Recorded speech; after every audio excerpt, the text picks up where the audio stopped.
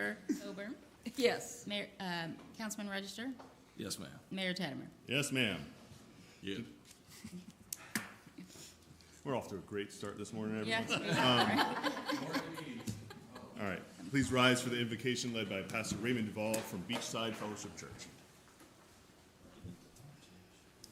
Mr. Mayor, I read in the Word that only God has the ability to change times and seasons, but when you announce 2 minutes, we go with your schedule. Let's pray. Father, we give you all the praise, honor, and glory today. We know that you're a good God and that you love us and that you love Panama City Beach, and we thank you for your presence here. Lord, today we thank you for these city employees who have served faithfully and long. Lord, we ask that you would bless them, strengthen them today. We thank you also, Lord, for our first responders, Lord, and all those that serve our community, that you would guide them, bless them, protect them. Father, during this time of Thunder Beach, we pray, Lord God, that you would watch over our roadways. And Father, that patience will be imparted to everyone who's driving and moving. And Father, that those that come will be blessed and our residents will be blessed as well. Father, we thank you as well for the vision of Tallahassee Memorial, Lord. We thank you for the hospital that you have ordained and brought to our city. We ask, Lord God, that you would grant them favor and grant everyone involved with that project wisdom. Lord, we ask for your strength and your wisdom for our leaders today, Lord God, for the council members and everyone that's serving in leadership in the city, that wisdom, grace, and knowledge would be imparted to them. And Lord, that you would lead us forward to the glorious vision that you have for us in Panama City Beach. And we give you the praise in Jesus' name. Amen. Amen. Please join Councilman Register for the Pledge of Allegiance. I pledge allegiance to the flag of the United States of America and to the republic for which it stands, one nation, under God, indivisible, with liberty and justice for all. All right. I think I'm just going to give the community announcements to Pastor Duvall, and he can pray for all of them. Thank you for that prayer. It's already started. It started yesterday, Wednesday, October 22nd, through Sunday, the 26th, is the Thunder Beach Fall Rally. It is at Frank Byron Park. This Saturday, the 25th, is the Floating Pumpkin Patch at the Aquatic Center. There is also the 25th, the Kids Fishing Rodeo. That is at Frank Brown Park. Don't do that at the Aquatic Center. You're not going to catch anything you want. On Wednesday, the 29th, the 2A Regional Swim Meet is at the Aquatic Center. On Saturday, November 1st, the Visit Panama City Beach Ironman Florida event. That is at Aaron Besant Park, Pier Park, and also are at the pier. And there's also a road race on that. On Saturday, November 8th, and Sunday, November 9th, is the Emerald Coast Cruisin' Car Show. That is at Aaron Besant Park. And then on Tuesday, November 11th, at 3 p.m., there's it's the Veterans Day Memorial Service at Aaron Besant Park. Also, the city offices will be closed. On Saturday, November 15th, there is Cops and Kids at Aaron Besant Park. There are only 2 council meetings remaining in 2025 because we only have 1 meeting in the month of November and 1 meeting in the month of December. Those are both morning meetings. The next one is Thursday, November 13th at 9 a.m. here at City Hall, and then the last one of the year is Thursday, December 11th at 9 a.m. at City Hall. Okay. Move on to the approval of the meeting minutes. Motion approved. Second. Ms. Fazzoni? Councilman Register, Yes, ma'am. Vice Mayor Jarman, Yes, ma'am. Councilman Casto, Yes, ma'am. Councilmember Coburn, Yes. Mayor Teddemer. Yes, ma'am. Now on to the approval of the agenda and additions or deletions. Any modifications? No, sir. No, sir. Okay. Motion to approve. Second. Ms. Fazzoni? Councilman Register, Yes, ma'am. Vice Mayor Jarman, Yes, ma'am. Councilman Casto, Yes, ma'am. Councilmember Coburn, Yes. Mayor Teddemer. Yes, ma'am. We now move on to the presentations. Today's spokesman is Councilman Register.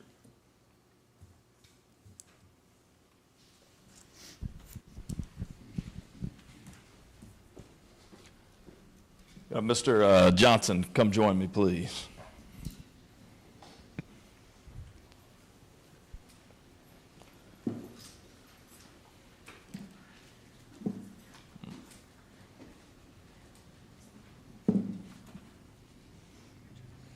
How are you? Good, It's always humbling to be able to do this for police, so to be able to do that. So the mayor, the city council, and staff of the city of Panama City Beach extend the sincerest appreciation to Robert Johnson for dedicated service and commitment to the city of Panama City Beach for 10 years. Appreciate you so much. So much. Thank you.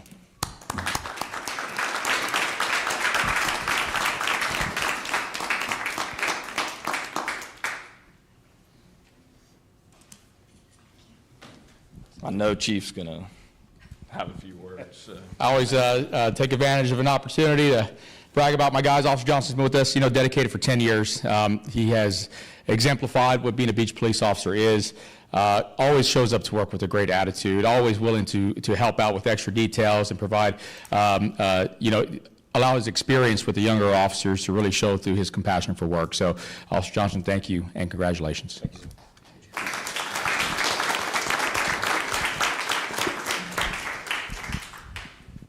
We have Miss Lori Davis. How are you?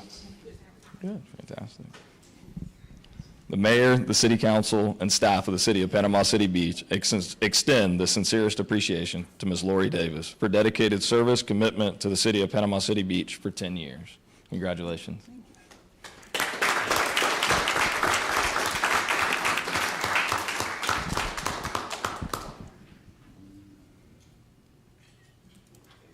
Congratulations.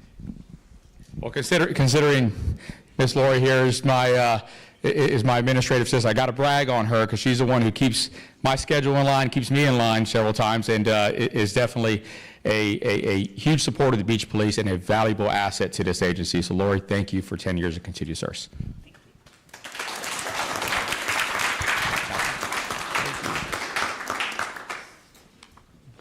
Ms. Davis, that's incredible if you keep the chief's schedule straight. So thank you for doing that. So I don't know who's going to take your picture, Ms. Thrower, but this is coming your way, so I hope you got backup. So certificate of special recognition, whereas the city of Panama City Beach City Council hereby recognizes Florida City Week, whereas city government, through the dedication of its officials and employees, provides essential services and programs that impact daily life, enhance quality of life, and educate residents about the benefits and functions of municipal services. And whereas the city officials and employees play a vital role in educating residents about the benefits and functions of municipal services, and whereas Florida City Week provides an opportunity for officials and staff to engage citizens in local government, with the Florida League of Cities and its member cities working together to educate residents through programs and activities, whereas the Florida League of Cities and its members of cities work together to educate residents about city government through programs and activities. Thank you so much. Florida Cities Week here. Thank you, Ms. Thrower. Oh, sorry. Thank you. Thank you. Thank you. So as part of Florida Cities Week, we've been proud to highlight all of our different departments throughout the week and kind of put a spotlight on the services and the events and the programs they bring our residents every single day. So also this team had a successful first ever Citizens Academy this past summer, and we're pleased to announce that we'll be doing it again next year. So keep a lookout, keep connected with us for those dates and times and applications. So thank you. Thank you, Councilman. Thank you. Thank you.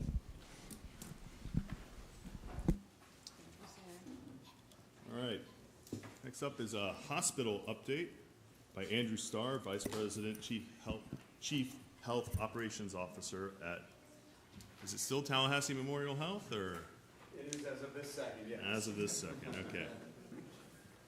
Stay tuned.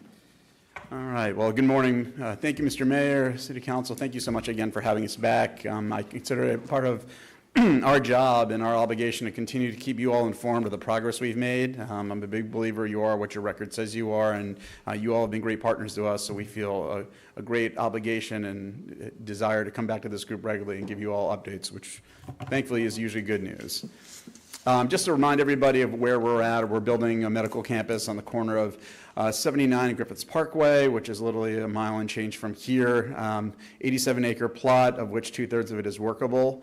That first phase of the project really focuses on our medical office building, which we broke ground on in January of 23, went live with in July of 24, and then the hospital, which we broke ground on in November of 24, and you'll see the progress we've made on that. This is the future scope of the hospital and the design, 5-story, 93 feet hospital. Again, 180-bed shell with 80 beds live, up to 80 beds live on day one, not including a 24-bed ED. Long-term plans, if we were to be fortunate enough to grow, which I think we will, this campus one day could support 600-bed facility and has room for 3 other medical office buildings, each being 100,000 square feet. With that said, let me give you an update on where we're at with our first medical office building. As I said, 80,000 square foot building. We went in with our primary clients or our primary services, which included primary care, urgent care, cardiology, ambulatory surgery, and what was going to be OBGYN. Let me give you an update on where we're at. All those baseline tenants have moved in. Emerald Coast, actually, OBGYN is moving in a couple of weeks. But since then, we've gotten a lot of other interest from other services, which will be going live over the course of the next 0 to 180 days. That includes, again, Emerald Coast OBGYN going live in a couple of weeks. Our cardiology practice has been in place for some time. We also expanded that out to vascular and a part-time presence.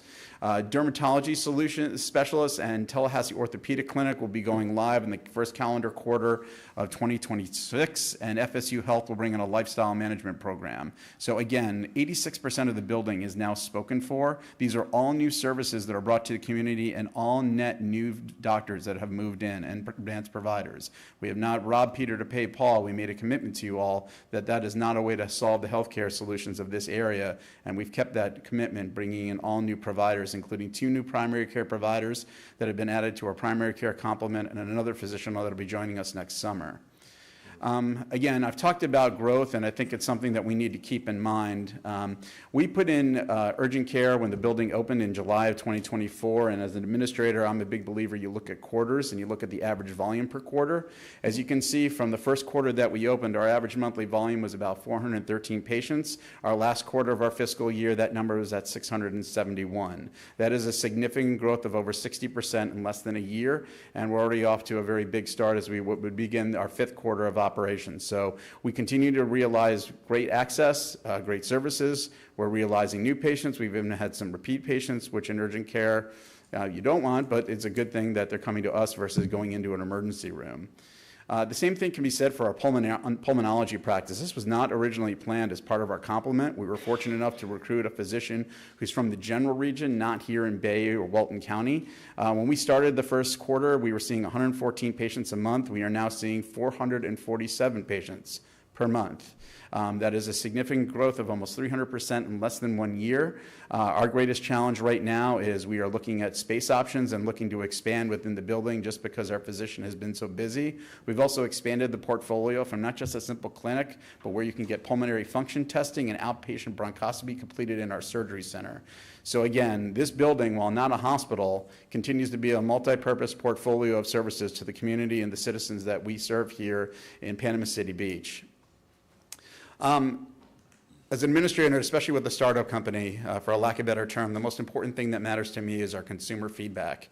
We use a company called Qualtrics. They have almost over 1,000 clients in the healthcare landscape. That is a direct patient service, patient consumer service tool. When you look at our data versus what is the benchmarks, this is just 2 months of data that we just went live with. We are exceeding benchmark in almost every single one of our disciplines and the specific quality question areas that we ask. And when I say benchmarks, that's not here in Panama City Beach, that's not here in Bay County, that's not here in the Panhandle, that's across the country. And most of our metrics, we are beating benchmark by 10 to 30% versus national competition. So what that tells us, and what it should be telling you, is that consumers that choose to use us are having a good experience. And that's so important because at the end of the day, healthcare is local, as I've shared with you previously, and their experience will dictate whether they wish to come back or whether they'll continue to leave Bay County for services that should be getting completed here in Panama City Beach in Bay County. So again, I've always talked about it as a theme song I've said with my team 1,000 times. I will say 1 billion more times. critical that we get off to a good start. This data is not qualitative, it's quantitative. It says that we must be doing some things right. The pressure, obviously, going forward is keep it going. This is an update on our hospital and where we're at with our schedule. We continue to be moving along. And I say that in the context that, you look at a chart like this, it's a little bit overwhelming. I'm a big believer in optics, again. And with that said, let me show you what that means. In November of 2024, we had trees and dirt. That's when we broke ground. As you move from what would be your left to right on the PowerPoint, we've made significant improvements in less than a year. We have all the tilt walls up for the entire hospital. That's all 5 floors. That does not even include our energy plant, where we have completed all the walls. The ceiling are now working on the electrical and all that infrastructure that goes into the building. If you were to walk the building, we're now putting the structure in place for the 2nd and 3rd floor on the eastern end of the campus, and we'll be working our way to the western campus, and then to follow, we'll do the 4th and 5th floor and follow east to west. So I can tell you we've made significant advances. The challenge we have with people that have asked about the campus is, okay, so we're ready to open soon. I'm like, no, we have to build everything inside of it. But I will tell you, the walls have gone up very fast. I can tell you, our architects and general contractors, this facility is now becoming one of the major benchmarks for all healthcare construction across the country. We've already been asked to present at a national conference in August of 2026 because this building is setting the tone for what other hospitals and other health systems want to do in terms of construction. Major accomplishments in the past few months, and again, I need to thank this city and all of you for your support. Coming from Tallahassee, obviously we're the new people here. You have been great partners, and we're very fortunate. And I can share with you, hopefully we've done a good job with that. Again, we've had great support from the city, realizing permits. We opened up a new part-time vascular clinic. That was not part of the original plan when we started, so we've already advanced our clinical delivery. We've moved subsequent erections forward and the tilt panel erections forward over the course of August and September, completed necessary ACA steps, and obviously moving forward with some additional pricing and next phases of construction. Looking ahead with our priorities, again, big things for us on the horizon, getting some of those new clinics up in the next 0 to 180 days. That is a priority for us to continue to bring real health care, real-time access to the people that live in this community. And we've added new primary care physicians, continuing to get them off to a good start, of which they are, and looking at some space assessment as we round out the building. As I said, we have room on the campus for 3 other medical office buildings, but I can tell you it's amazing. Just being a startup, we're already trying to figure out how and where to bob and weave with what likely be future commitments as the hospital opens up and additional clinics and outpatient procedural areas that we need to account for, and that doesn't even include what would likely be a future cancer center someday. So let me go back to these. These are the 2 closing slides I wanted to share with you. When we went forward with this pursuit and were fortunate enough to be awarded the opportunity, we talked about 4 key principles that were mission critical to our success here. They were critical to all of you, other constituents that we talked about, and why I think we were good partners. We talked about being a contributor to the Panama City Beach goals in terms of job development and making a true destination for healthcare that's unique, which you don't have at this present time. We also talked about education and human capital, with the idea that we would bring in medical professionals and bring opportunities to Panama City Beach that don't exist right now. As you're acutely aware, whether it be a physician, a nurse, a pharmacist, a tech, the competition and the recruitment for these individuals is overwhelmingly challenged. It is a regional and national competition, and we need to make sure that the people are from this area want to come back and practice here, and more important, and as important, bring in new people that want to choose to live here, come to the area, practice, and work. And then the final thing, obviously, being a good partner. When we think about local engagement, making sure that healthcare is local, making sure that we are not a shingle that you see once in a great while. We come in and we come out. We're a regular part of the community. So again, we're a work in progress. We still have a long way to go, but this is kind of an update on where we're at. So when you think about contributing to PCB goals, the medical office buildings resulted in almost 10 new clinics. Our current construction project is usually 75 to 100 people working actively right now. That number is expected to get over 300 people. That will bring in a wealth of economics to this area, which will be new and welcome, certainly. In terms of unique destination, we've talked about by 2026, 9 different procedures under one roof. That did not exist anywhere in this region up until now. Hospital construction continues to be underway with other things that we're working on. We talked about education and human capital. We have signed relationships with Gulf Coast State College and Haney Technical for new student rotations. Those programs have actually started. Haney is bringing their nurses into our programs. Haney Technical is going to be bringing their medical assistants and their LPNs into our program. We have already had conversations with Florida State University. They introduced the new biomedical sciences program. We expect those students to be rotating in our clinics in the future, and we are in active conversations with Florida State PC and Florida State in Tallahassee about their nursing program. FSU was just awarded a $10 million grant for a nursing program. We look forward to being their primary partners as we develop talent here, harness talent here, have them practice, get clinicals here, and then practice here. And then obviously our future board will be which we're putting together, as we promised, will be comprised of Bay and Walton County residents. As I've said before, and I'll reiterate, you all are my bosses. It is not a corporate situation where I answer to stockholders on the New York Stock Exchange. I do not answer to a corporate structure that is in Nashville, St. Louis, Dallas, or pick any major city. The people that are my bosses are the same people I'm looking at, the same people that I'll see at Publix and at the beach. And we're already working with Florida State about additional educational and research opportunities, which we will believe will bring in new commerce and new opportunities here, and will also attract new providers that previously would go to major teaching organizations outside of this area, usually something like a Jacksonville, a Miami, an Atlanta. We're trying to pursue those opportunities right here in the beach. So that is my update for today. As always, if there's anything I can do for any of you or any of your constituents, I'm not shy about giving out my information. Please feel free to reach out, call, text. I'm fine with that. We welcome the opportunity, appreciate the opportunity, humbled to be a part of this community, and really excited about where things are going. Well, thank you, Mr. Starr. One thing, I mean, it's impressive to watch that hospital grow up there on 79. One thing that stuck out to me about your presentation was the number of times you kept saying here. You are bringing net new providers here. You're keeping people here for healthcare, and you're keeping the jobs here.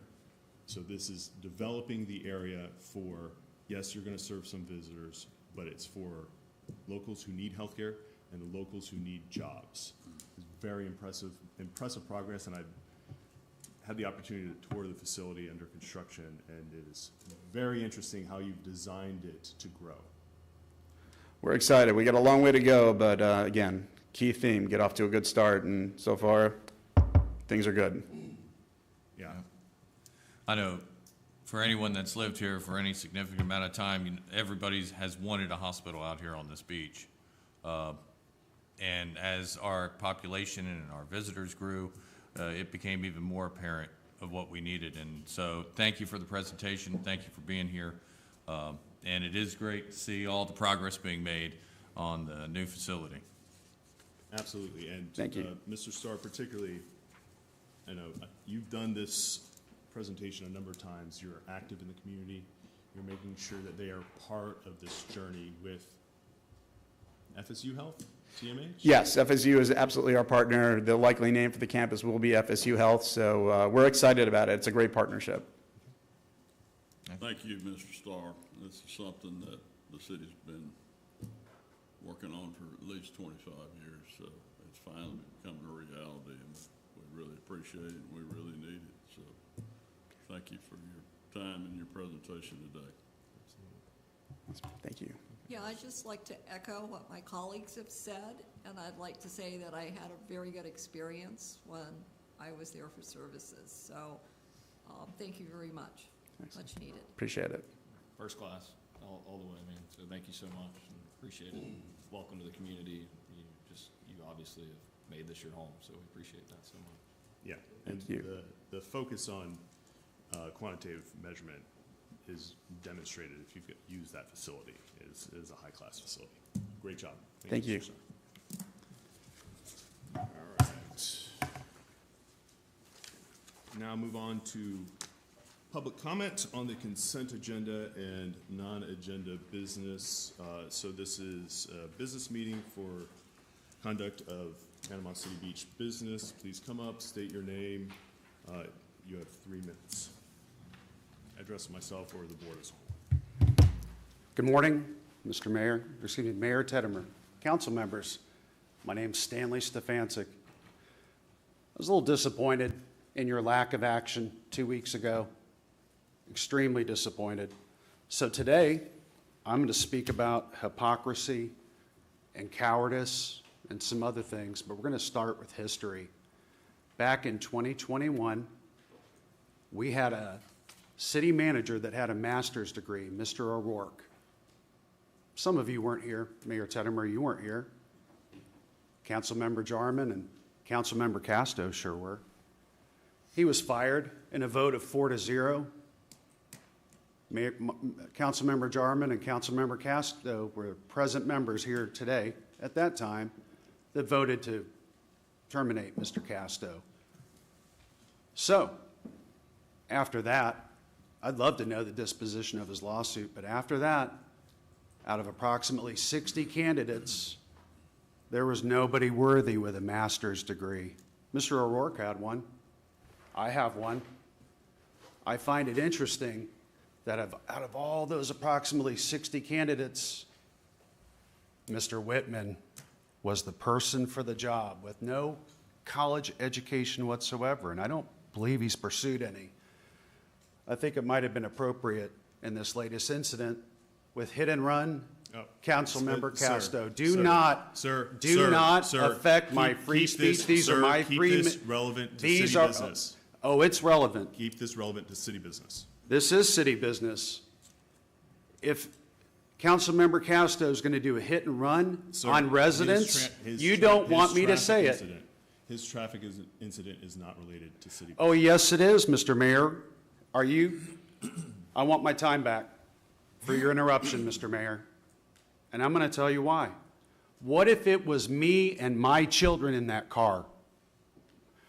Would your action, or excuse me, your inaction 2 weeks ago be different?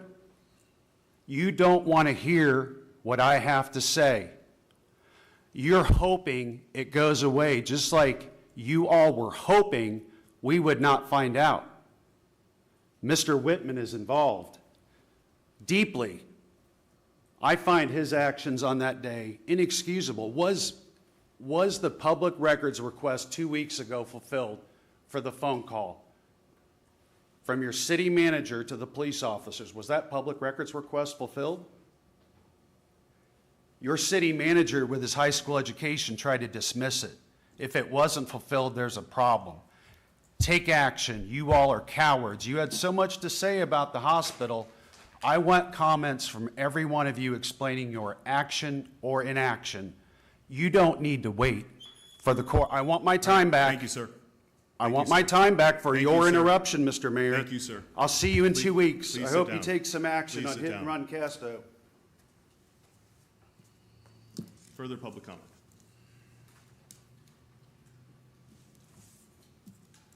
Okay, seeing none.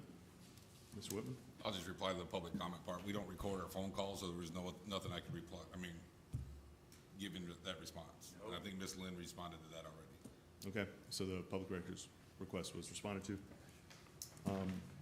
Mr. Davis, for the lawsuit from the former city manager, what happened there? Yes, sir. What happened with the lawsuit from the former city manager? It was settled. It was settled? Yes, sir. Okay. All right, that's it. Move on to the consent agenda. Ms. Fazzone.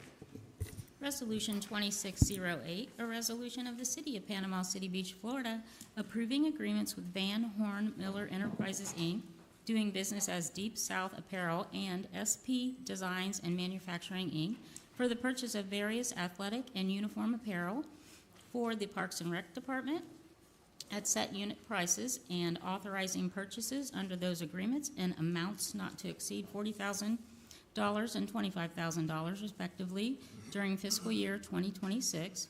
Resolution 2609, a resolution of the City of Panama City Beach, Florida, approving purchases of additional landscape services at set unit prices under that certain agreement between the city and United Land in an amount not to exceed $100,000 for fiscal year 2026.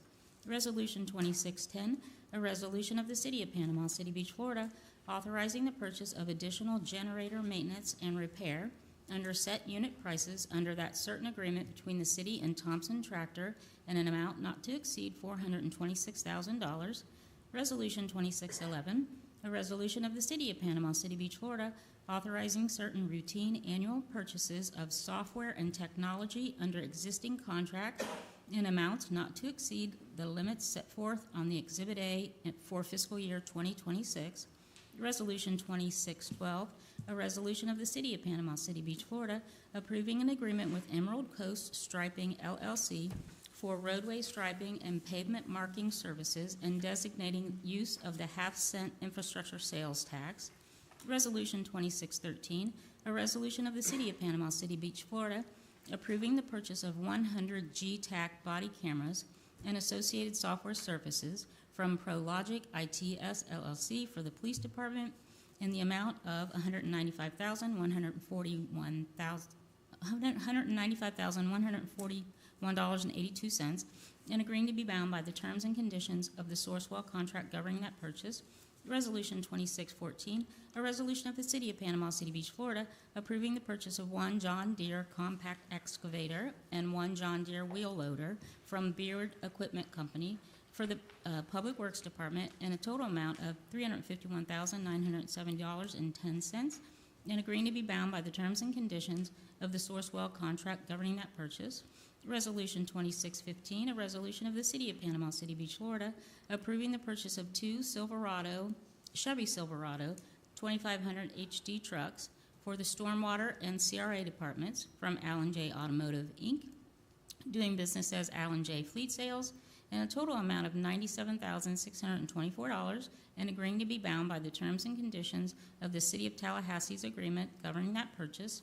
Resolution 2616, a resolution of the City of Panama City Beach, Florida, approving the purchase of various Microsoft software licenses for all city departments from Cloud Navigator, Inc., agreeing to be bound by the terms and conditions of the General Services Administration contract governing that purchase, and authorizing expenditures not to exceed $158,000 for fiscal year 2026. And item 10, revision to the master audit list to remove obsolete items. Motion to approve. Second. Ms. Mazzoni, please call roll. Councilman Register, Yes, ma'am. Vice Mayor Jarman, Yes, ma'am. Councilman Casto, Yes, ma'am. Councilmember Coburn, Yes, Mayor Teddemer. Yes, ma'am. Before we move on, I want to say, I have full faith in you, Mr. Whitman. You do an amazing job in this role. Your work ethic and your quality has been a testament, not just in this role, but in your entire career here in Panama City Beach. And regarding the traffic incident, it's a private matter that is going to be adjudicated in a court of law. That's all I have to say. Thank you. Moving on to regular agenda item number 1, Resolution 2617. A resolution of the City of Panama City Beach, Florida, approving agreements with Nick DeFilippis related to the city's purchase of his property located at 13512 Front Beach Road. Okay, we will accept public comment on this item. Any public comment? Seeing none. Ms. Myers, could you help us understand this? Good morning, Mayor and Council. On behalf of your Right-of-Way team, we are pretty excited to bring this settlement agreement to you this morning.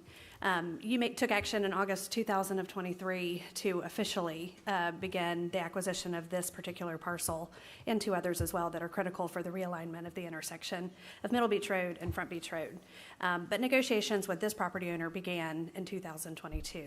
So after several years, several appraisals, and several negotiations, we last month had a pre-litigation mediation, which resulted in 3 agreements that are presented to you today for approval.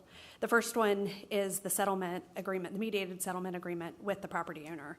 It's in the amount of $3.55 million and allows for up to $53,200 in relocation costs that he's entitled to under the federal law. There's also an attorneys and experts fees and a condemnation action and a right-of-way acquisition action. The city is required to pay attorneys and experts fees. So the attorneys fees were calculated according to the statute, which provides a formula, and the experts fees were reviewed and approved and negotiated themselves based on the work that was done. And then the third document is a lease agreement. As part of the settlement, we agreed to allow Mr. DeFilippis holdover at the location for 24 months to wind up his business or make arrangements to move that business elsewhere. Okay. So, Ms. Myers, this must say, there's some sticker shock on this purchase. Can you help us understand what goes into this? So this is the result of several appraisals. It is based on, because this is a whole take, it is fair market value is a big part of it, and severance damages. There's no business damages here, but the land costs what it cost. It is of particular value to the city because it's critical to the relocation of the intersection. I don't believe that the city overpaid for it. I will also say that the last parcel that was critical to an intersection for segment 3 was also a $3.5 million price tag. So this is not out of line. This is also consistent with the appraisals we received for the parcel. Okay, and since we are, or the city is considering in this action, taking all the fees incurred by the property owner, that included a $44,000 appraisal. Help me understand how an appraisal could cost that much. Your own appraisals cost tens of thousands of dollars for this property. So the city also spent approximately that much on its 2 appraisals. I don't know everything that goes into it. I can tell you that $44,000 is a reduced price from what the appraiser asked for. There was a lot of money spent on this. There was some arguments about highest and best use. I don't want to nerd out on the appraisal, but across 4 of us, they didn't agree on what the highest and best use of the property was. So there were several different approaches that went into the negotiation to ramp up the value to close to $7 million on their side and keep the value closer to $3 million on the city side. Okay, so their appraisal came in pretty high. Yeah. And we negotiated it down. Comments from the council? I mean, I think it's deemed necessary for that whole intersection to be able to make it work. Realignment, that's one of the messiest intersections we have in our community, and it's a big price tag, but it's something that needs to be done. Land does not get cheaper here. No, No, it doesn't. Every day. But I'd like to see us take control of the property sooner than 2 years.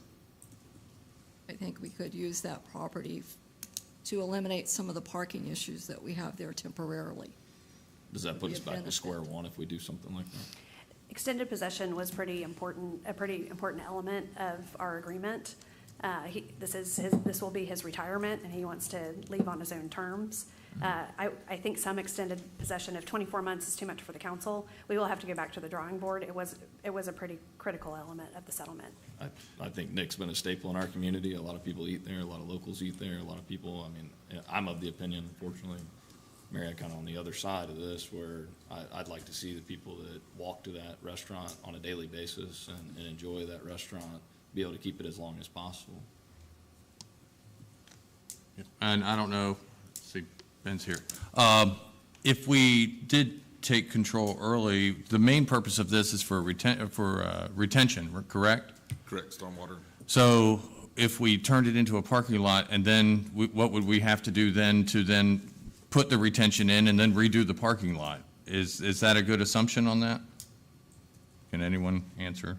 I think even with my public works department, would probably do a temporary laydown parking lot of major standards and then let them do the retention ponds when we go through with 4.3 and do the actual retention pond and the parking above that.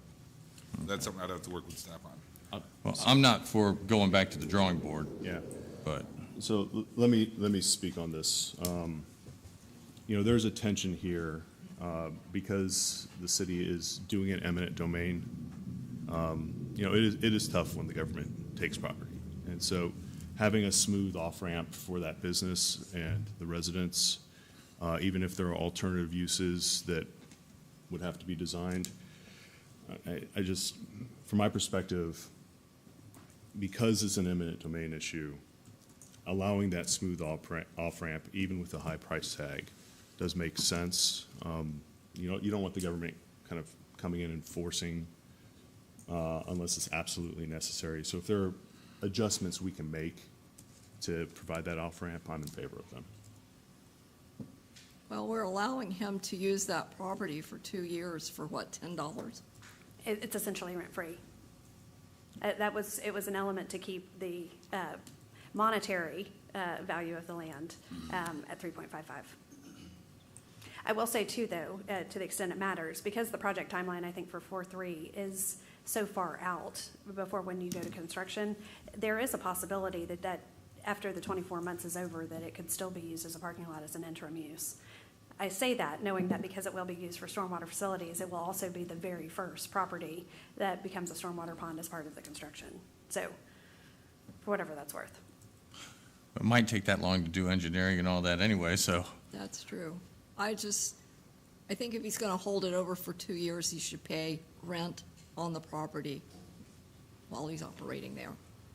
I think we're setting a precedent by allowing him to operate for 2 years without paying any rent or paying $10. It is an offer we have made at 2 previous times for properties that were critical to the project and also being used for stormwater facilities. Fair Full enough. takes. Yeah, I did it when our business was sold. So, Yeah. We've been talking about this for 4 or 5 years, this property, and it seems like a lot of money, and like the mayor said, this makes for a more comfortable off-ramp. Parking is beach parking is one of the biggest issues we have. With that, I'll make a motion that we approve this if there's no more discussion on it. second. Any further discussion? No? I will say I've spoke with residents from Bahama Beach and Tapestry Park, several of them that love Nick's and love going there, and they were concerned that it was going away immediately and construction was so far out.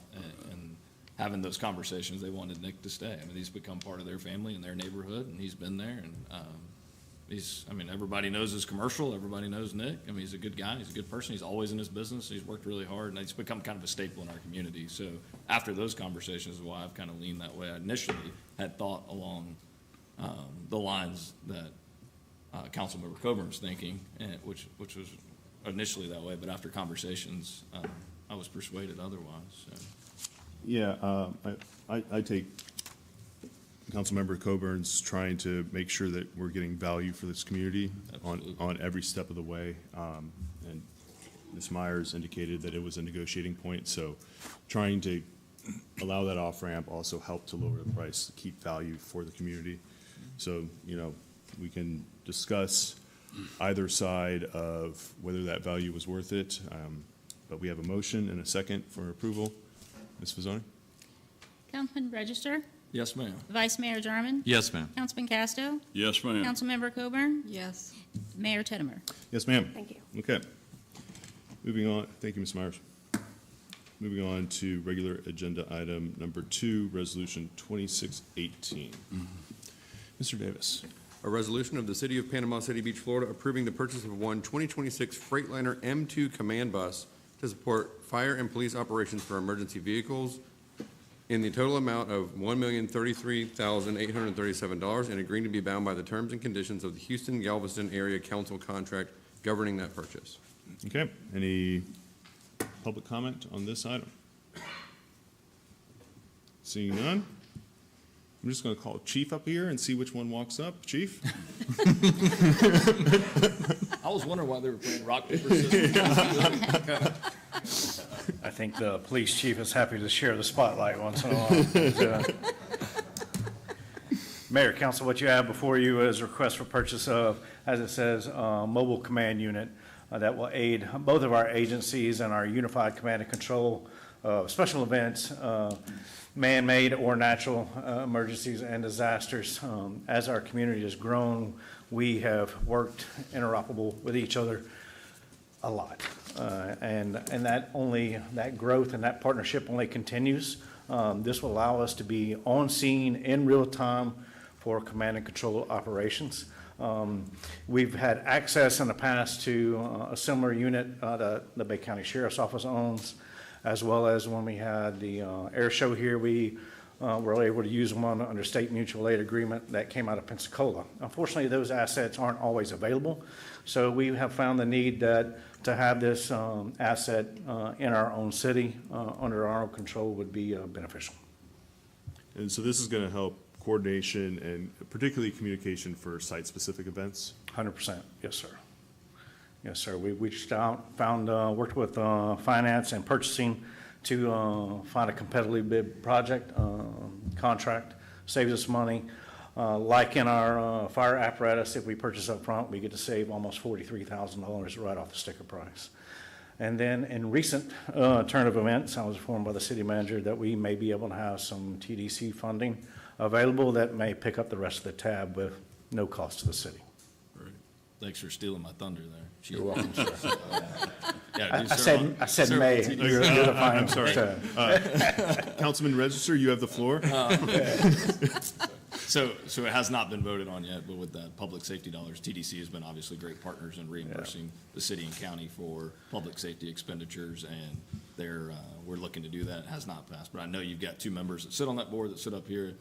I won't speak for Mr. Drummond, but I'm most certainly in favor to cover the rest of this and the generator that goes along with it. So it's exciting and good opportunity. The first half's covered by a grant. That's correct. Even without that proposed funding, we've planned for this in the budget. We went to state appropriations, received $500,000 towards this project, and then the chief and I have been planning on this for about 2 years. So, Yeah. Sir? Turn time. what's that? What's the turn time on 2 the years. bus? 2 years? Yeah, to get the line in place and then, under construction. It's a fully spec vehicle. Do it in 2 years. Yeah, spec to how our respective departments intend to use it, so it takes a while. Where do you plan to house the vehicle when it's not in use? It'll be right here at Station 31 on our new station. The design of these stations was, part of it was intended growth, and we have a place to keep it out of the weather, keep it plugged in for power, so it's ready to go at a moment's notice. And I wanted to call out that state appropriation. I thank our local delegation for helping to 100%. secure that funding. That was essential. Representative Griffiths and Senator Trumbull were great advocates for this funding. So thank you to them as well. Thank you to the TDC for considering. Do we have a motion? Motion to approve. Second. Ms. Fazzoni? Councilman Register? Thank you, Chief. Yes, ma'am. Vice Mayor Garner? Yes, ma'am. Councilman Casco? Yes, ma'am. Councilmember Coburn? Yes. Mayor Tedmer? Yes, ma'am. Moving on to regular agenda item number 3, Resolution 2619. Mr. Davis. A resolution of the City of Panama City Beach, Florida, approving a task order with Gemini Engineering and Sciences, Inc. for engineering services related to the city's stormwater management master plan update in the amount of $473,000. Okay, any public comment on this item? Any public comment? Seeing none. Mr. Adair, please help us understand what's going on here. Good morning. John Adair, Public Works. So this is a big one for us. So this is an update to our stormwater master plan. The last one took place in 2007, so nearly 20 years old. Couple developments recently. We received our updated permit through FDEP for our MS4. Part of that, this is a requirement of that permit. So, to update our master plan, but it also does a few other things. It also sets us and recommends projects, capital improvement projects, targeted areas that are prone to flooding. And as part of recently, we are doing the community and local program. They're also going to identify smaller local projects that potentially we can, target and do as well. And Mr. Adair, let's just highlight the community and local stormwater projects. What are those?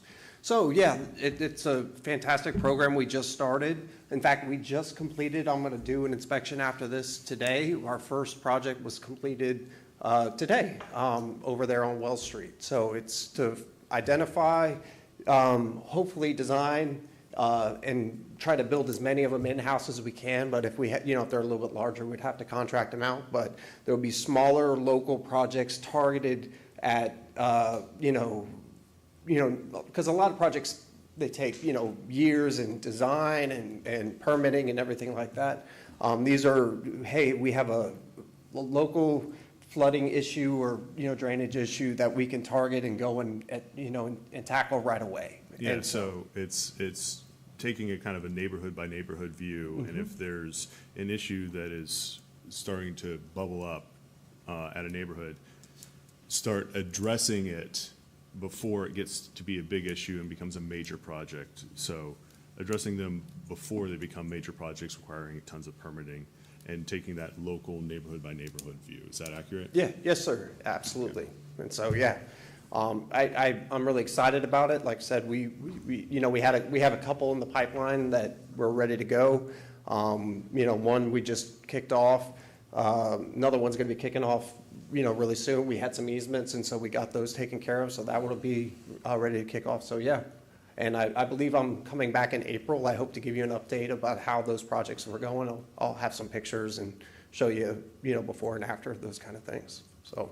That's great. Yeah, And so this will help with that, so that was, the previous project only identified the larger capital improvement projects. This one will also take a look at, hey, this is not a major project, but this is an area that needs some work, and, maybe we can investigate that further. So really excited about that. A couple things, you may be aware of that in June in 2004, or 24, excuse me, that was signed into law that the statewide stormwater rule, there's a whole new, gamut of regulations that are actually becoming mandatory at the end of this year, December 28th. And this report will also help identify projects that we can help meet those new regulations. So, So this is a global view of stormwater. We've done individual stormwater plans, throughout for Frank Brown Park and elsewhere. So this will give us a global view of the stormwater situation in the entire city, and it's both to help from a regulatory perspective. We're essentially required to do it. Correct. But it will also help identify individual neighborhood issues so that we can target those before they become bigger problems. Correct, Is that right? absolutely, yes. And so, and you're exactly correct, Mayor. This will update the model for the whole city. So we'll have an updated stormwater model for the entire city, which also helps us when we have new developments that come in. We can plug them into the model, see how they affect, the whole city as a whole. And it's also, valuable for our community rating system. As part of our floodplain management program.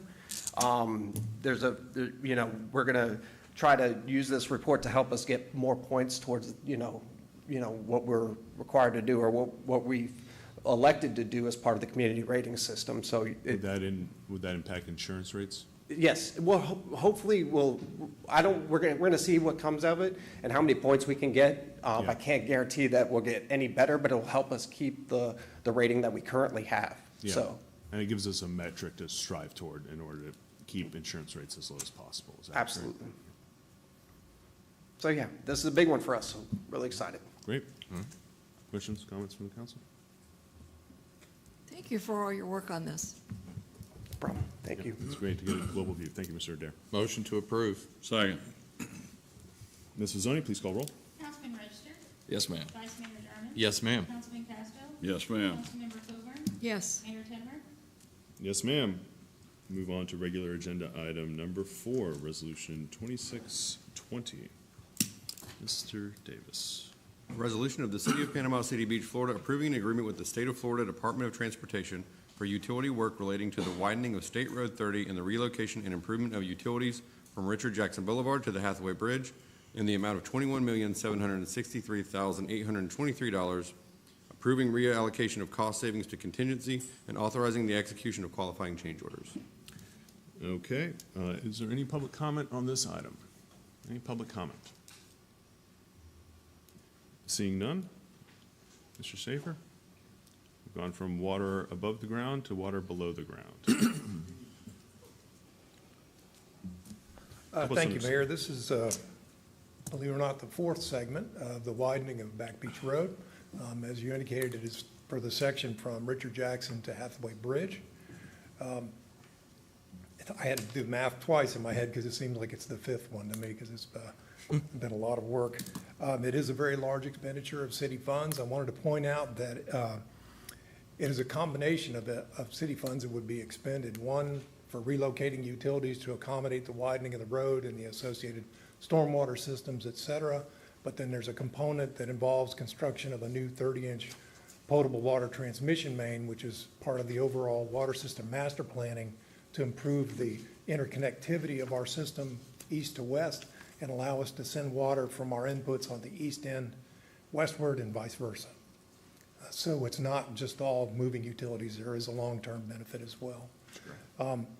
I do want to apologize. I know that you're tasked with making some very important decisions on very large expenditures, and there is a mistake in the last paragraph on the agenda item or on the note itself, on the background. I had written, originally intending to say it's roughly $20 million in utilities work and $1 million in construction, engineering, and inspection services. And then I meant to break that down. It's actually, that number, instead of being 20 million, should be 15.1 million, which is the percentage for relocating utilities, of roughly 5.1 to construct the new 30-inch water transmission line, so a total of about 20 million. And then the last number, the $1 million, is CEI. Okay. So Yeah, so the total is right. the total is still correct, I just don't have the breakdown correct. Yeah. I mentioned it to the city manager, and he said Holly, our assistant city manager, had already caught it. So the mistake is mine and mine alone, and I take responsibility for it. But it does not change the total amounts, just the breakdown is a little bit more detailed in that way. The last thing we're asking for in the motion is to allow us to negotiate the CEI. It is based as a percentage right now in this. All of these numbers are preliminary estimates of what it will cost, and they will all be adjusted based upon bid results. On previous segments, we've been able to analyze the actual man hours and so forth that the DOT's construction engineering service provider provides relative to the utility side of it, and been able to get some savings there and reallocate those towards, as directed by the city leadership, for change orders, et cetera. And I will all be coming back to you with these updates for additional approval and direction from council as we know more information. Right now, this is just a placeholder that the DOT needs in order to move forward with the project. They need the city's commitment, and they'll need a check for $21.7 million in order to bid this project and get it out. Yeah, so the city needs to participate in this. We need to move those utilities in Yes, order sir. for the widening to happen anyway. We've, We don't have a choice. we don't have a choice, but we've taken the opportunity to add redundancy into our system with this, like, while we're down there, might as well do some work. Right. And we've already successfully renegotiated some of these CI services, so you're looking to additionally try and save some money by renegotiating the CI Yes. services ahead of time. So we got to do it. We're going to make the best of it. Right, and I do want to point out that originally, based on the original design of the road, there were some much more impacts on our utilities, and the cost would have been much higher. The DOT has been very collaborative and worked with us to modify the drainage to reduce that cost burden on the city. That 30-inch water line, the new line, will go from, right now, the intersection of Chip Seal and Back Beach all the way to Holly Street, and across Back Beach Road. So we're going to take advantage of all the disruption of pavement and go ahead and get that new line in there, because it'll be a I think significant. that old line's about 60 years old, so you'd be replacing something that's probably getting close to the end of its life. Is that correct? No, the older line, it would be relocated, and we are replacing it. That, you're talking about the 16 and 20-inch run on the Yeah, north they're- side. So This we're new 30, upgrading, they recently did a subaqueous directional bore across the bay. That was a 24 or 30-inch line that they came across Mm-hmm. with, so we're going to continue on with a bigger line, replacing some of the older line, or you're going to use those as redundancy and leave those in service? yeah, the transmission line generally will operate at a lower pressure than the distribution lines, so those lines that are out there now, the 16s and the 20s. So you're this is leaving in the addition- 16 and 20 in Yes, sir. place? Yes, sir. Those are ductile iron, most of those? A lot of them, most of them are PVC on that very east end. Okay. But anyhow, I think it's great. I hate that we're having to spend that kind of money to move them, but a lot of those are in the right-of-way, and it would be under the new roadway, and the state won't allow that, so we don't really have any choice. Like the mayor said, we gotta, thank goodness we've stuck the money back and have the money to do this with. Been planning on doing this for years, so. Yes, sir. And this is a good indicator. Get ready. The last section is about to, it's coming up. Yeah, last section hits the street when, January? Yeah, they're in the process of selecting their consultant for the CEI services. Okay. All right. One big Band-Aid. It will officially be no road. Yeah, the entire stretch will be under construction. Motion approved. Second. Ms. Pizzoni, thank you. Thank you, Mr. Councilman Register, Yes, ma'am. Vice Mayor Jarman, Yes, ma'am. Councilman Casto, Yes, ma'am. Councilmember Coburn, Yes. Mayor Tettemer. Yes, ma'am. Okay, moving on to J5, action by motion. You read this, Mr. Davis? There's nothing for me to read. I mean, I'm happy to introduce DRMP and Jason Crenshaw, who I think is going to walk you through this. Let's, we don't have to take public comment on this one, but let's, I mean, I think it's probably a good idea. yeah, let's take public comment on this one. Any public comment on regular agenda item number 5, approval of the city's plan for the Front Beach Road CRA segments 4142. Any public comment on this one? I was just gonna say, maybe have somebody explain what Yeah. we're let's do doing, it. and then if people have public comment. We'll do public comment twice. Let's do it. Let's do it. Anybody looking at it might not know Yeah. what we're looking at. Good morning. So on September 16th, we had a strategy discussion regarding segments 4.1 and 4.2 and basically the best path forward. Each project is roughly estimated about $60+ million apiece, and looking at all the different things that we needed to consider, including the financial and bonding capacity of the city, impacts on business and traveling public during construction, and additional right-of-way requirements that were identified that are needed for segment 4.2. We are recommending splitting the two segments for construction purposes and advertising segment 4.1 as a low bid design build project. The primary reason that we would like to use low bid design build is this approach provides several key advantages. It enables the contractor to optimize the design elements, materials, and construction methods through value engineering prior to construction with the intent of reducing the overall project construction cost. And it also transfers design responsibility and associated risk to the contractor. And so that's one of the primary reasons that we would like to get approval to move forward with the low bid design build option. Okay. And before we move forward with discussions, let's just see if we, now that we've introed it. I don't know if that helps explain, but yeah. Any public comment on this item? Okay. Seeing none. All right. Let's continue with discussion on this item. So this recommendation is to move to a low bid design build package for 4.1 and split 4.1/4.2. Yes, sir.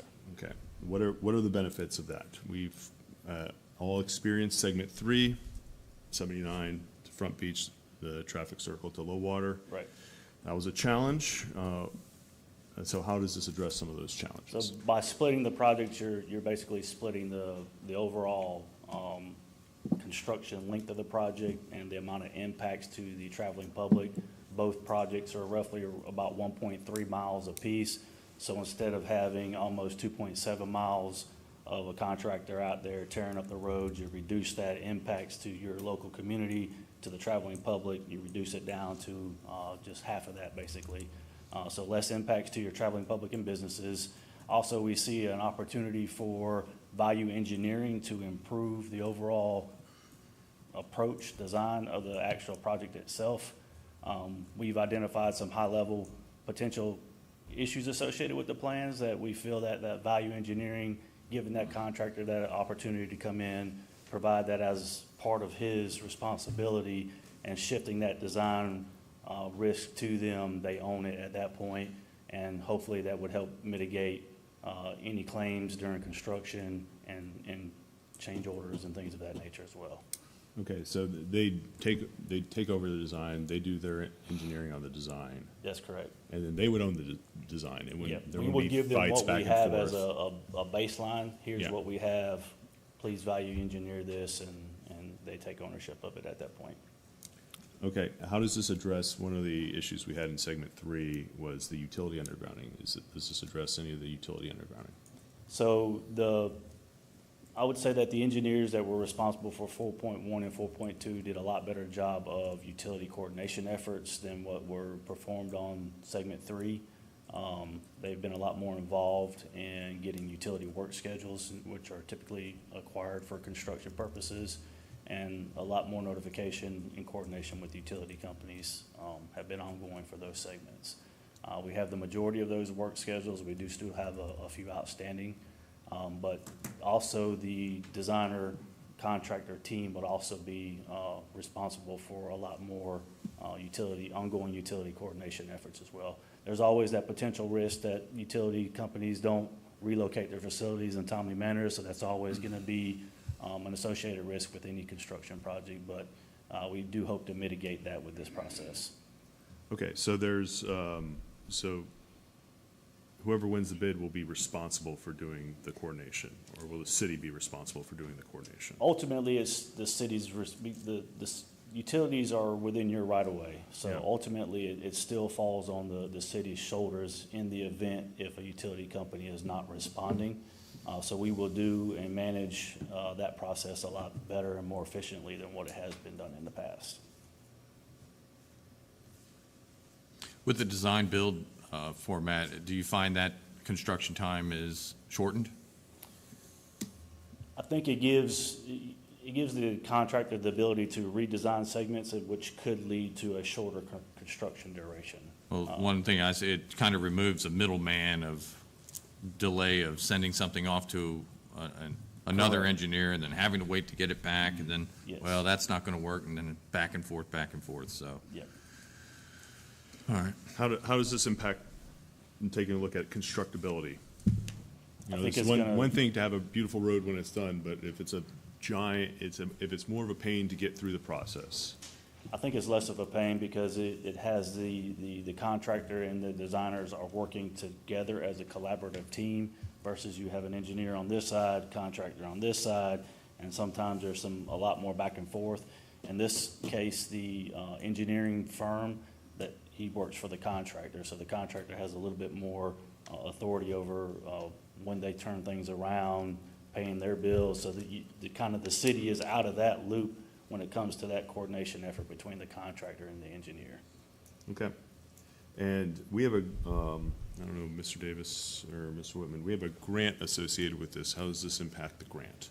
So we are trying to keep, obviously, this project eligible for the FEMA grant funds, the HMGP project. We are in conversations with your emergency management consultant, Haggerty, and we'll be working with them when we develop the low bid design build package for construction, making sure that the language in that package is still eligible for FEMA funding. The action plan, put together a one-page action plan that you can look at. We're expecting to have notice of FEMA award in around July of 2026. So if we put this project out to bid in January, we're going to intend to allow for a longer length for Q&A sessions associated with the low bid and things that the city will allow or not allow the contractor to change or modify as part of the design changes. So things are hopefully going to line up to where we would know whether we have that FEMA award, and that would give us a go, no-go decision on moving forward for the awarding the actual contract to the contractor. Okay, well, you know, when I came into this office, folks were talking about how for certain segments, the train had already left the station. We do have a chance to work on this train before it leaves the station, so there's a couple things I wanted to bring up in this context. One, we already, we budgeted for a transit study this year. It's not going to be useful to do all this construction unless it addresses some of the traffic issues we have here. And that's mostly around keeping visitors out of their cars. So we should take a step back and use, the board should consider commissioning that traffic study to get visitors out of their cars and moving around PCB in a pleasant way while allowing residents to use the transit options they prefer. I've talked to a number of folks about potential options. One of them, the best one I've heard so far, is splitting LSV, the multimodal transit lanes into LSV and bike lanes, and looking for a service like Freebie as a transit provider, so that a visitor would come here, they would leave their car, and then they would be able to get around the city without adding to traffic, while residents could also use those lanes. But should we pursue a traffic study, I would love, there are other options that have come up. E-bikes, electric scooters, rideshare operators, and now some autonomous vehicles. So I think this is the time to pursue that traffic study. If we do pursue the traffic study, I would like DRMP to kind of give us a menu, just like they did for pedestrian accesses, of options to consider before going on full in on the traffic study. But right now, going with the design we have a design that has down by Ripley's, a multimodal transit hub that I don't think anyone expects to be used at the moment. So let's take a step back and look at the overall transit situation, also with potential connections to other roads, but focusing on the CRA. I'd like to get council's thoughts on that. I mean, I'm always willing to look at multimodal transportation. And if memory serves correct, the only thing you really want to watch out for is your variance of speed, because that's where your problems come in. So whatever mode of transportation is in that lane needs to be able to comparable to the speed of the road. With everything you've mentioned, I don't think, now I might be wrong, it's not a hard jump to take that multimodal lane and turn it into whatever Once a decision transportation is you made to change that lane to something different, you'll have to go back and probably mill and resurface the other segments that are constructed, but I don't think it would change the overall typical section width of the roadway that we will achieve and the remaining segments that need to be constructed. It's just repurposing of that outside lane. And then if we come up with a decision to however we want to utilize that lane prior to the actual construction of the road, then we can make that change and do the. It's just a striping change Yeah. for the most part at that point, yes. So. The city has used this design build over the years on a lot of our projects, and it's been successful, and it is a good way to save money through the value engineering. But I think, Mayor, what you're asking us to do today is to prove this, if we want to go with this design build, and also include a traffic study with that. Yeah, traffic study evaluating how we'll use these multimodal transit options. I'm okay with doing that. That's not going to slow us up on the. I would recommend that be a separate study and separate it from this actual request for this action plan. And we're studying the entirety of Front Beach Road. Yeah, the entirety of Front Beach segment Road. by segment. Yeah. Doing a separate study is going to let us move forward with this. Yes, sir. 4.1 design build segment. If It wouldn't everybody impact agrees. this specific action plan. It would be on a study on its own. Yeah, I definitely want to lean on the study. I mean, every resident has a unique opinion on what those lanes should be used for, but I want to lean on expert opinions, and I'd like to be kind of the leader in the clubhouse as far as a community that does it the right way, right? Yeah. Right. And the mayor's absolutely correct. We need a walkable, and we need a bikeable. We need different modes of transportation. That's where the world's going. I mean, that's where we're going. We have an opportunity. And I tell you that, great. just coming back from vacation, some bigger cities up north, the e-bikes and the scooters and all the autonomous and electric stuff, it's going to be worse here. So we better start trying to get ahead of it. If we don't do something about it right now, find a place for them to travel that. I think we definitely need to lean in on innovative technology and figure out where the world's going. I mean, you got cars driving themselves, and Waymo's coming, and this is coming, and that's coming, and you're absolutely. The time is now. I like the idea of being proactive instead of reactive. And I almost want an initial 30,000-foot view with, okay, now give us examples of success stories on this multimodal transportation of where they are. And if anyone knows me, I'll go to these places and I'll check it out. Yeah. So, and I'm all down for that. And, So, yeah, that's what I was, I think it's the best way to proceed, just like when we Next did. vacation. Yeah, just like when we did. On my dime. Yeah. The pedestrian, commissioned the pedestrian study where the RMP came and brought us a few different options. Before we go full in on the study, bring us a few different options. One I would like to see evaluated is the split LSV bike lanes, but also taking into account the e-bikes, potential ride share, potential Scooters. the scooters, some of the autonomous vehicles. Just give us some options out there to evaluate. And examples of and success examples stories. of success stories. So maybe a two-part fold where Yeah. DRMP gives you the 30,000-foot level. Here's some Yep. alternatives that for your evaluation recommendation. And then once we get some feedback on that, then an actual traffic study Yep. to Right. evaluate the recommended Right. alternative. And maybe here's some places that have implemented these and it's working. Yep. Okay. The Real other- life examples are great. Yeah, yeah. The other thing I wanted to bring up, since we're talking about the design here, is there is a 2021 never adopted design manual for the CRA that does things like the design of the sidewalks, the the benches, the trash cans. It was never adopted. I think so. They've fallen back on, I don't even know what design. We should update that. We should update that design manual and have a consistent look.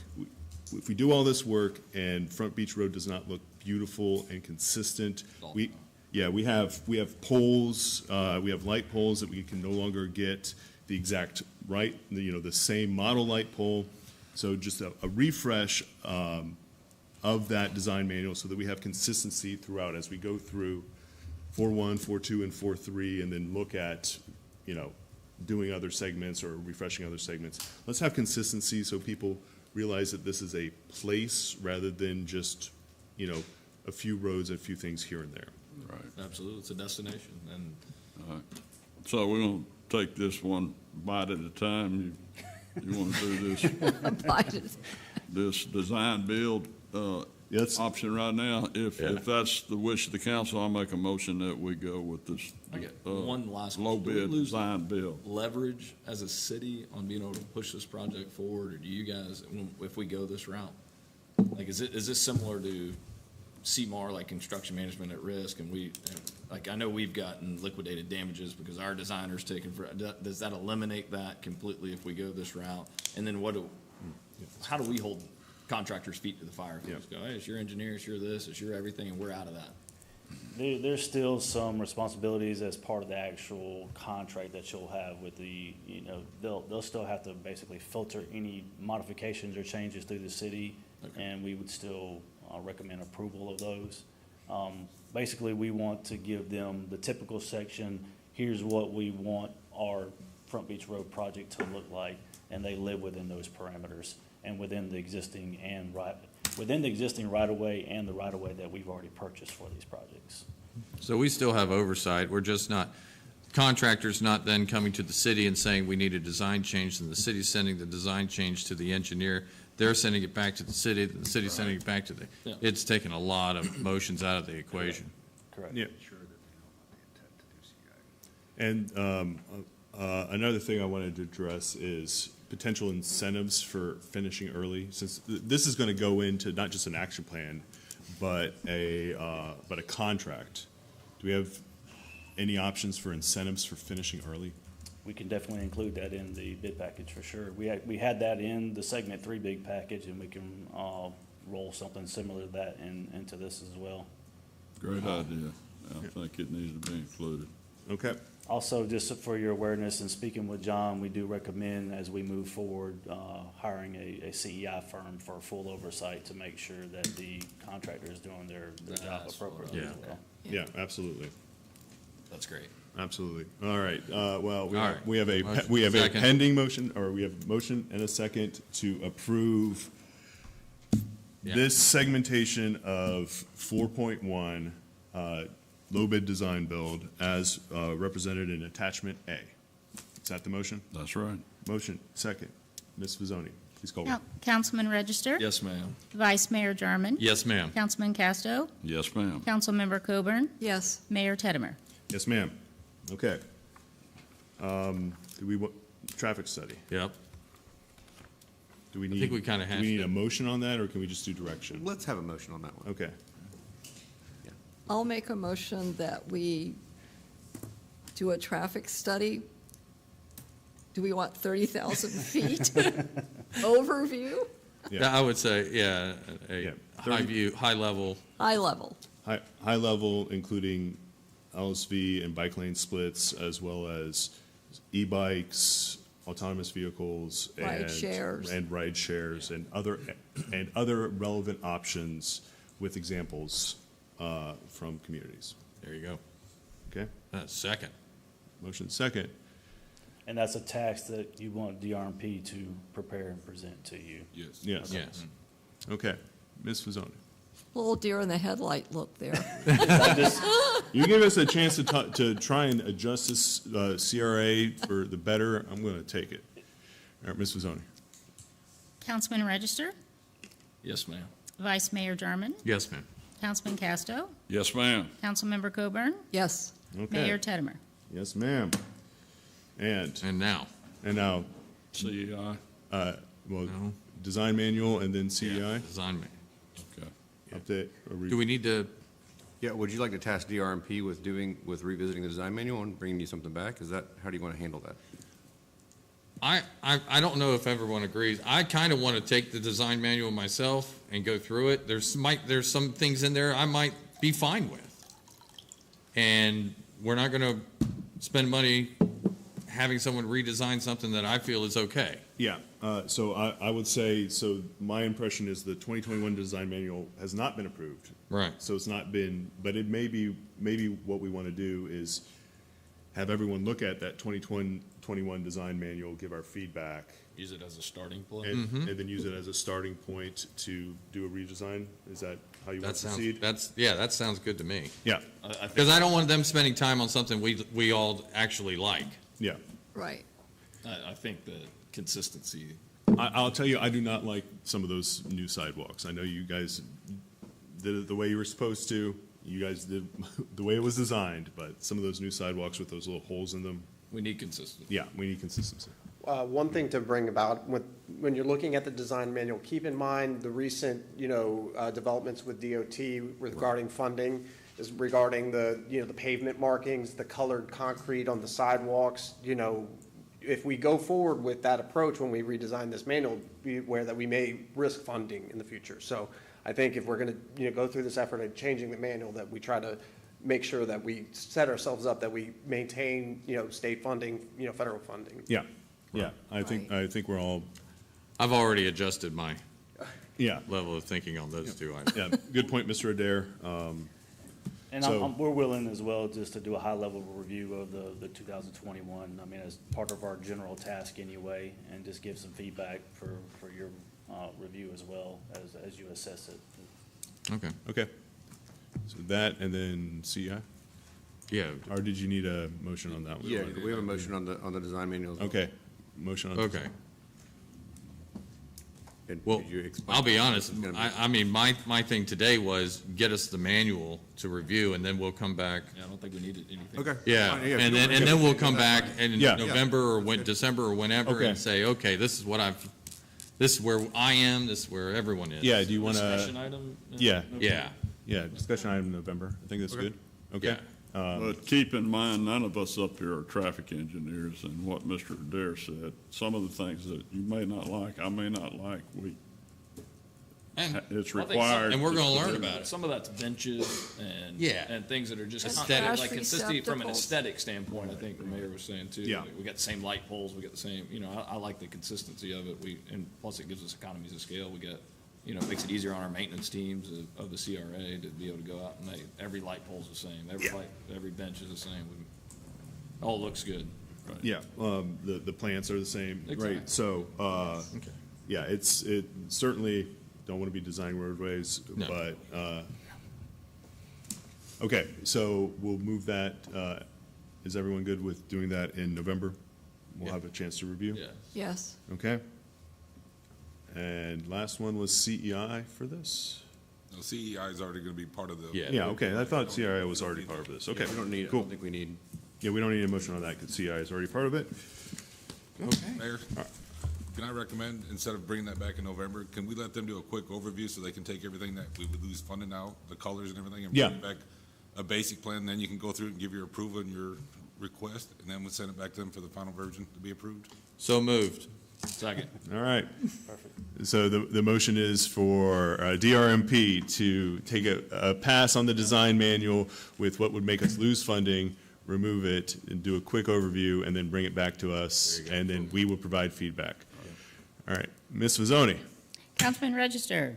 Yes, ma'am. Vice Mayor Jarman. Yes, ma'am. Councilman Casto. Yes, ma'am. Councilmember Coburn. Yes. Mayor Tedmer. Yes, ma'am. Maybe we should put on some music with all these motions. You know, feel like dancing. Okay, is this it? Is this all we One need? thing, Mayor, just one more thing.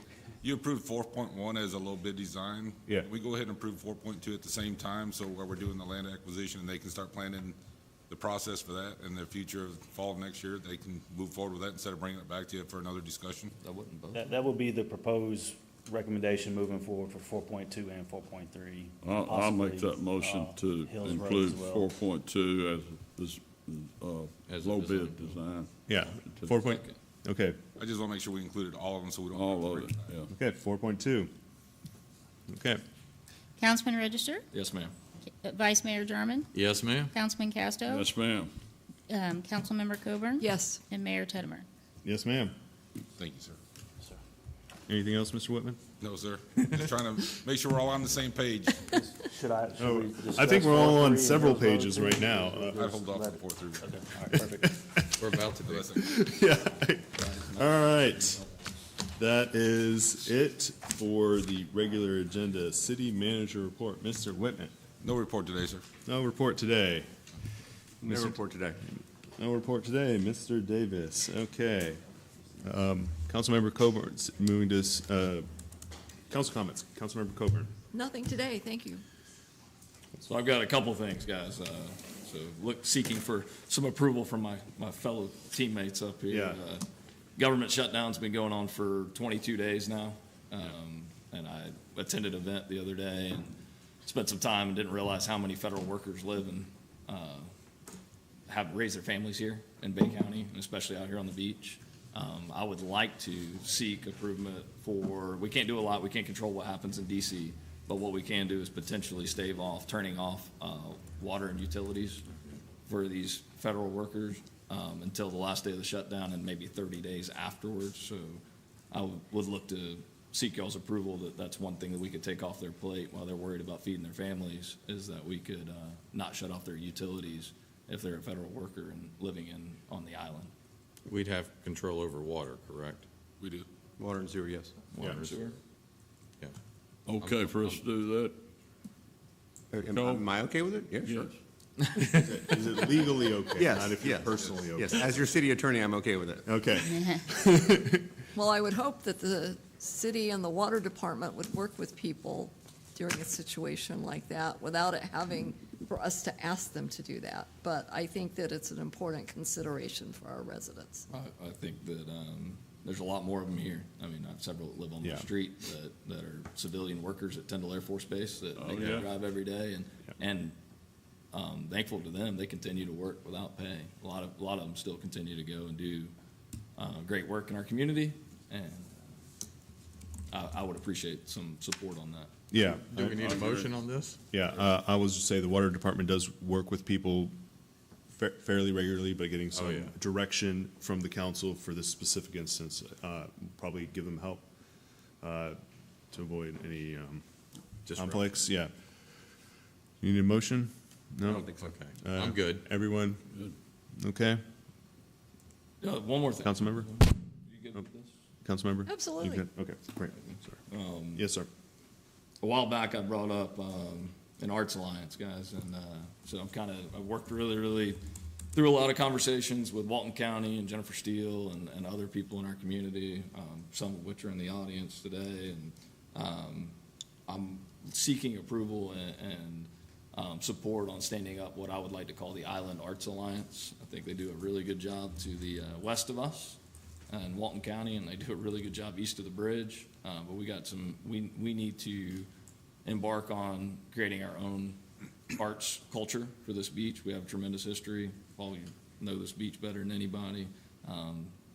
We are driven by tourism, and that's great, and maybe people feel as we don't need arts. But I just got back from the city in Athens, Georgia, and it's the most artistic and eclectic city. It's great. You walk around, and it creates an emotion when you visit the city, and you become connected through arts and culture. So I'm looking for us to be able to give direction to staff to stand up.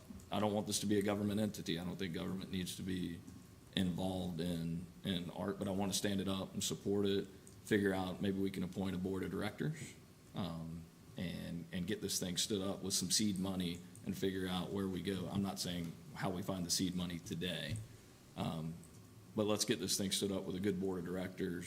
Let's start to create our own songwriters festivals. Let's start to see some more theater at Aaron Besant Park. I've spoken with Dan Rowe, the TDC.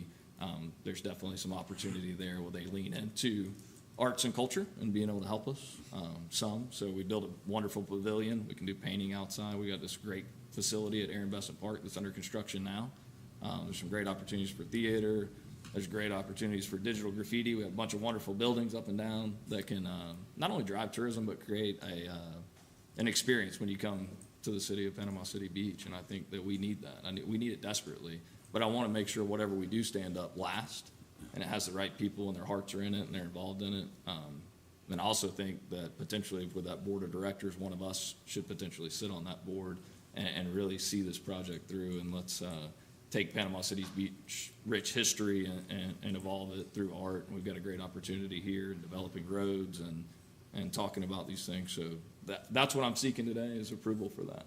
So what is this, so I'm 100% on board with an Arts Alliance. That's a great idea. In fact, I was at an artist meet and greet, and there are frequent questions about an Arts Alliance, and Councilman, I kept referring to you. I knew that was your initiative. I'm so glad you're pursuing it. I'm trying to understand what the city connection is for because aren't these normally independent? You know, what's the city? So I think the city is us leaning on and honestly taking our positions that we need this in our community, and taking the ability of our staff to be able to stand it up and set up the bylaws and then turn it over to stand it up. Let's get it going. Let's take our positions and our stance and stand it up and get it where it needs to be, and then after that we'll hand it off. Okay. But still having some oversight and having the city. I'm trying to think. I didn't go that far into it about. So how about we do this?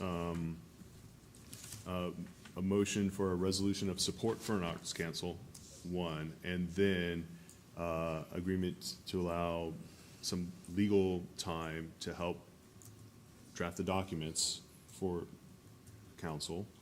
And I think I want you guys' feedback, Yeah. your one-on-ones to what that looks like, and potentially board of directors and being able to stand that up. Okay. I think it's gonna need, and I'll work from the TDC side and see what they're willing to do. And I think it's an opportunity for us. It's a huge opportunity for us. We just don't have, I hear so often that we don't have a downtown, or we don't have like that feel. It doesn't feel, we need more arts and culture for our residents that live here, but also it attracts people from, a gentleman in this room who I've spent time with brings people from all over the world to come and experience our communities, and those people become ambassadors for our destination, and it's all through art. That's why they want to be here. These are people that are very financially well off, and they're able to travel and they're able to come see things. But if we don't have anything to offer, then other than, hey, we got a beautiful beach, I think we can do more. I think we really can do more. Ask staff to build the house so people can live in it and bring it back to us, and then we add our 2 cents to it. And I think part of the strategic plan also, I think one of the 6 parts of the strategic plan is to provide an attractive community. And I think people that, know and understand and believe in the arts, they play a big role in having development. And that 6th part of the strategic plan is attractive community. So I think it ties into, I guess, into your question of how the city's involved. This is why we stand it up. is because it's part of our strategic plan, it's part of our onus and what we will do in our strategic plan to continue to develop Panama City Beach. Yeah, I think it's absolutely wonderful. Art creates a sense of place. Art can also, and different artistic projects can give us a sense of our history. You know, I've talked to FSUPC about potentially doing some history projects to just help people understand the history of this area. So I'm absolutely in favor of a resolution of support and allocating legal funding to help stand this up, and then talking about what the structure is on our one-on-ones to create an agenda item whenever that's ready. Go forward. Yeah. Do we need a motion on this? I think so. Okay. All right. Just make sure you guys are on the same Make it? page. You want to make your? Please, go ahead. I can't make a So motion. I'll make a motion to draft a resolution for legal funding, to be able to help stand up an Arts Alliance and set the bylaws and potential with our discussion with staff and things that you guys would like to see. Well, resolution of support, and then. Yeah. Second. Yeah. There you Okay. We got, is that resolute? That sounds fine. That sounds fine. Okay, we got a motion and a second. Ms. Fazzoni. Councilman Register? Yes, ma'am. Vice Mayor Jarman? Yes, ma'am. Councilman Casto? Yes, ma'am. Councilmember Coburn? Absolutely, yes. Mayor Teddemer? Yes, ma'am. Last thing, What's next? one more. One more. No, just thanks to our county partners, and I visited with the sheriff the other night. They adopted or almost identically, or if not identically, our HIP ordinance for the county, so we're gonna be able to patrol this beach. It's gonna make our chief's life a lot easier and our sheriff's life a lot easier to be really tactical and be able to keep these takeovers out of our community and continue to drive public safety, as this is the safest destination to come travel. So I'm excited about that. So thank you to our sheriff and then also our partners over at the county for approving that unanimously. Absolutely. Okay. Councilman Castro. Yes, Mayor, I'd like to do a shout out to the TDC and Dan Rowe for their huge contribution to our command bus for our police and fire. They help us every time we need help, and we're just blessed to have them as a partner. And I think sometimes we take them for granted, but they're there when we need them. It helps keep our taxes down when they contribute large sums of money like this to us for the city's best interest. So we just want to thank our two council members that serve on that board for helping with that. That's all. Thank you. Okay. Mr. Whitman, how long have you been city manager now? 5 years. 5 Coming years. up on 5 years. Time flies. I'd say we made a good decision. Amen. I agree. That's all I have. Yeah, he's done a great job. I also want to thank the TDC and the county for the TDC for the command bus funding, but also the county and TDC for approving the public safety funding. They also did that this Tuesday, and I'm in full agreement with Councilman Register. The Bay County Board of Commissioners took a bold stand in favor of safety and law and order. They also agreed to join the CARES program, which is part of an overall plan of addressing some of these public safety issues. So that was what was necessary because the TDC is a countywide board. We passed the CARES program, county passed the CARES program. So I would like the board to consider directing staff to start working with the TDC for requirements for that program. To start drafting some requirements, public safety officials. I'm particularly partial to a potential tiered program, but I'll let our staff consider that. So just, if the board approves, just direct staff to start working on the CARES program. I'm good with that. Yeah, absolutely. Absolutely. All right, well, I hope everyone has a happy Halloween, and we will not have a meeting until after Veterans Day, so I want to thank all the veterans for their service, just helping to keep us free and protect the values of this country. I will see everyone November 13th. This meeting is adjourned. Away we go. Good job, Mr. Cole. We got Sorry. you're loading us up for when you're on going on the news. I love it. We did more.